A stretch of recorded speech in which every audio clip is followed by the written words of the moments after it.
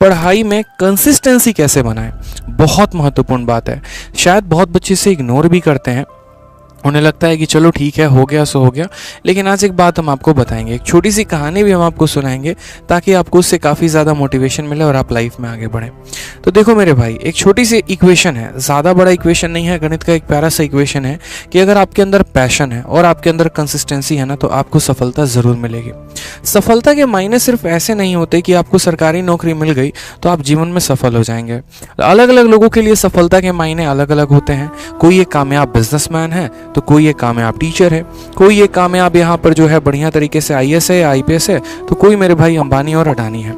कोई अपने क्षेत्र में एक बहुत बड़ा पॉलिटिशियन है तो कोई अपने क्षेत्र में अपने घर में एक बहुत बड़ा जो है व्यापारी है। तो अलग अलग क्षेत्र होता है, अलग अलग यहाँ पर मायने होते हैं कामयाबी के।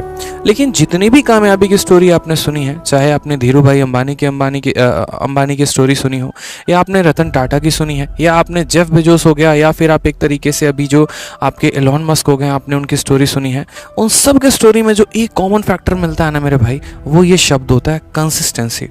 ठीक है, आज अगर हम आपको एक छोटा सा इंसिडेंट बताएं, तो मैं बायोग्राफी पढ़ रहा था एलोन मस्क की, छोटी सी कहानी उनकी मैंने पढ़ी। उस कहानी में मैंने ये देखा कि एक बार एलोन मस्क के साथ कहानी ऐसी आ गई थी, मतलब उनके लाइफ में ऐसा सिचुएशन आ गया था, ठीक है, कि उन्होंने अपना मतलब अगर आप उनके कंपनी के बारे में जानते हो तो उनके कंपनी का नाम स्पेस एक्स है। स्पेस एक्स एक ऐसी एजेंसी है जिस तरीके से आपकी नासा हो गई, इसरो हो गई, ठीक है, जो सैटेलाइट्स को लॉन्च करते हैं, तो स्पेस एक्स उनकी खुद की पर्सनल एजेंसी है जो सैटेलाइट्स को अंतरिक्षों में लॉन्च करती है। तो स्पेस एक्स को उन्होंने शुरू किया, स्पेस एक्स को बहुत ज़्यादा पैसा लगाकर शुरू किया। पहली बार जब उन्होंने रॉकेट लॉन्च किया था वो फेल हो गया, ठीक है। दूसरी बार उन्होंने अलग अलग जगह से पैसे इकट्ठे करके किसी भी तरीके से मुश्किल तरीके से उन्होंने जो है अरेंजमेंट किया पैसों का, और उसके बाद भी उन्होंने एक तरीके रॉकेट लॉन्च किया तो वहाँ पर भी फेल हो गए। तीसरी बार भी वो बंदा हिम्मत नहीं हारा, और तीसरी बार के हालात ऐसे थे कि उन्हें अपना घर गिरवी रखना पड़ा, उन्हें अपना ऑफिस मतलब घर गिरवी रखकर बाकी कार वार बेच के सब कुछ छोड़ के उन्हें सिर्फ अपने आप को ऑफिस में शिफ्ट करना पड़ा। वहाँ से जो पैसे आए उसको उन्होंने वापस से स्पेस एक्स में लॉन्च किया, ठीक है, और उस पैसे को वहाँ लगाया, और तब तीसरी बार जब उन्होंने रॉकेट लॉन्च किया था तो वो मेरे भाई सक्सेसफुल रहा। और आज आपको भी पता है कि दुनिया के सबसे नंबर 1 जो पैसे में जो सबसे ज़्यादा रिचेस्ट पर्सन है वो आपके एलोन मस्क है, ठीक है। रिस्क तो किया उन्होंने, कोई दिक्कत की बात नहीं, रिस्क ली बहुत बड़े लाइफ में, लेकिन एक चीज़ जो कॉमन थी वो मेरे भाई क्या थी, कंसिस्टेंट, ठीक है। आपने यहाँ राइट ब्रदर्स का भी नाम सुना होगा जिन्होंने अपना इन्वेंशन किया था एरोप्लेन का, ठीक है। आपने यहाँ पर एक तरीके से जो आपके बल्ब के आविष्कारक हैं आपने उनका भी नाम सुना होगा। आपने इनफैक्ट केएफसी का नाम सुना है, केएफसी एक बहुत बड़ा रेस्टोरेंट है। आपको पता होगा कि केएफसी ने जब अपना पहली बार जो चिकन वाला जो प्रोडक्ट है उन्होंने जब बनाया था तो वो कम से कम 1000 दरवाजों के पास गए होंगे। पहला घर नॉक किया, उनके प्रोडक्ट को किसी ने नहीं लिया। दूसरा दरवाज़ा कोई नहीं पूछा, तीसरा दरवाज़ा भगा दिया लोगों ने, चौथा दरवाज़ा में तो गाली और धक्के दे के भगाए, लेकिन वो कंसिस्टेंट रहे अपने आप में। पहला जो उनको ऑर्डर मिला वो 1000वें घर से मिला, और ऐसा ऑर्डर मिला कि वो डेली वहाँ पर ऑर्डर देने जाते थे। और आज आपको पता है कि केएफसी दुनिया की कितनी नंबर 1 कंपनी है मेरे भाई, ठीक है। तो ये तो कुछ बड़े बड़े एग्जाम्पल्स हो गए जिनको लाइफ में आप एक तरीके से देख रहे हो कि हाँ कोई कंसिस्टेंट रहा तो कैसे हो गया। आप प्रकृति को देख लीजिए, आप एक पल के लिए ऐसे समझिए, आपने दुनिया की सबसे बड़ी नदी का नाम क्या है, अमेज़न है, आपने जाना है। भारत की सबसे बड़ी नदी हो गई आपकी गंगा, ठीक है। क्या लगता है आपको कि गंगा एक दिन में इतनी बड़ी नदी बन गई? गंगा को हम क्यों पूछते हैं, ठीक है। गंगा का उद्गम कहाँ से होता है? हिमालय से होता है। अगर आप जाएंगे हिमालय पर्वत पे तो बूंद बूंद करके पानी गिरता है, ठीक है।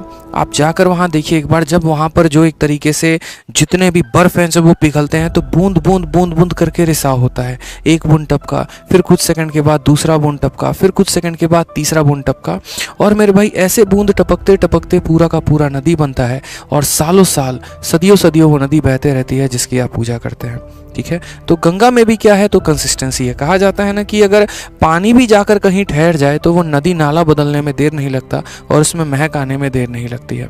तो यहाँ पर भी अगर गंगा की पूजा की जाती है तो एक वजह से वो है उसकी कंसिस्टेंसी। जीवन में मैंने ऐसे कई सारे बच्चे देखे, कई सारे आप अपने केस स्टोरी सुनोगे।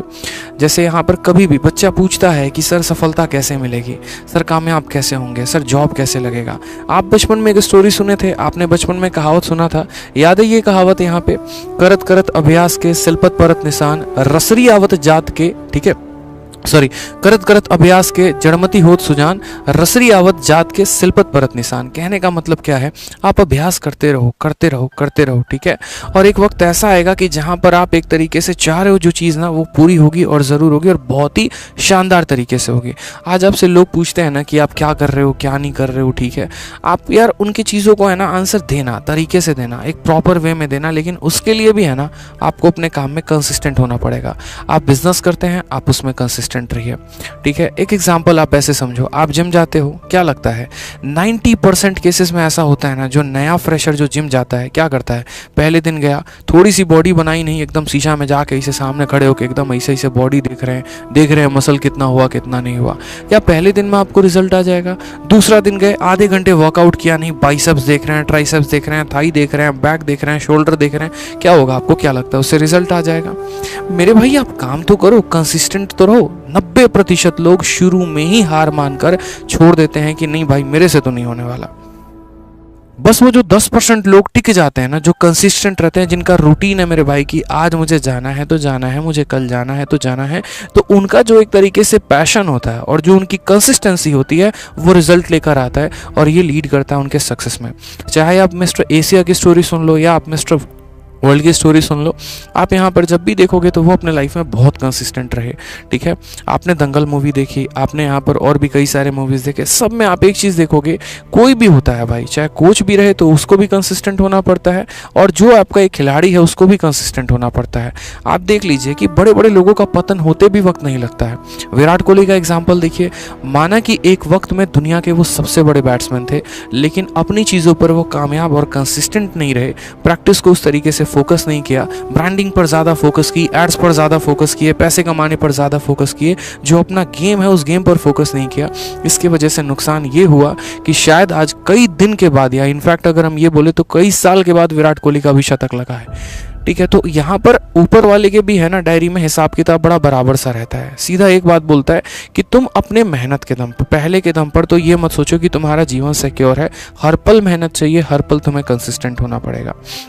आज मैंने एक बच्चे से मिला मैं, ठीक है, और जहाँ तक मैं उस बच्चे को बहुत क्लोज से जानता था, एक वक्त था कि जब वो पहली बार मुझसे मिला था 2018 में एक लाइब्रेरी में। तो मेरे भाई अगर मैं उसको ये बोल देता ना कि अगर यहाँ पर ए बी से 20% ज़्यादा है, बी ए से कितना परसेंट कम हुआ, उसको वो तक सवाल समझने में 5 मिनट लगता था। हर एक चीज़ को वो कॉपी में नोट करके लिखेगा, जीएस पढ़ते रहेगा, तब तो हम साथ पढ़ाई करते थे, ठीक है। बहुत मतलब डल सा स्टूडेंट, एकदम कहानी ऐसी इतनी गड़बड़ की आप कह नहीं सकते हैं कि ये बच्चा कभी जीवन में कोई सरकारी नौकरी लेगा भी। और आज मैं परसों उससे मिला और आज मैंने देखा कि भाई साहब वो बंदा खुद सीपीओ में दिल्ली एसआई सेलेक्टेड है। ये कैसे हुआ? तो मैंने उससे पूछा कि ये कैसे संभव कैसे हुआ, मतलब आप तो एक तरीके से पढ़ाई में उतने अच्छे भी नहीं थे, आपके ग्रेजुएशन में भी काफ़ी कम नंबर आए थे, तो संभव कैसे हो पाया?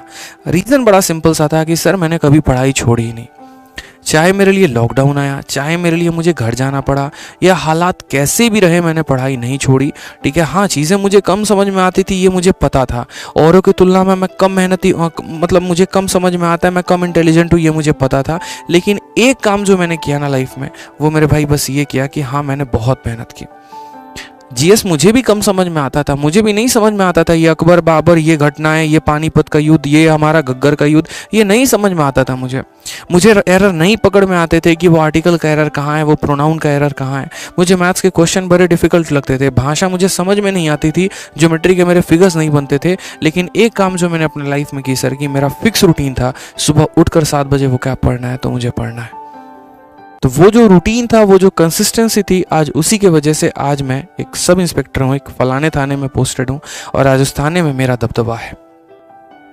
ये बड़ा फर्क हो जाता है जब ऐसे लोग भी कामयाब बनते हैं, जहाँ पर ऑलरेडी समाज में हर जगह लोगों ने ये कह रखा हो कि तुम्हारा कुछ नहीं हो सकता, तो वो एक एग्जाम्पल सेट करते हैं, वो बताते हैं कि क्या है। मैं आए दिन आप लोग के कमेंट पढ़ता हूँ, सर मेरा हो जाएगा, ठीक है। बहुत ऐसे बच्चे यहाँ पर हैं जो सोचते हैं, अपने ऊपर शक करते हैं, यार मेरे से तो 2 क्वेश्चन नहीं बने। एक बच्चा कमेंट किया कि मेरा तो एमटीएस नहीं निकला, मेरा सीजीएल क्या निकलेगा?